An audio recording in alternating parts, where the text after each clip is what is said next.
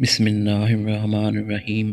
حضرت ابو ہریرہ رضی اللہ عنہ سے روایت ہے، رسول اللہ صلی اللہ علیہ وآلہ وسلم نے فرمایا، ابن آدم کے ہر عمل کے ثواب میں اضافہ کیا جاتا ہے۔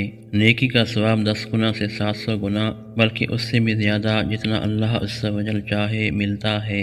اللہ تعالیٰ عز و جل فرماتا ہے، مگر روزہ اس قانون سے مستثنیٰ ہے کیونکہ وہ خالصتاً میرے لیے ہوتا ہے اور میں ہی اس کی جزا دوں گا۔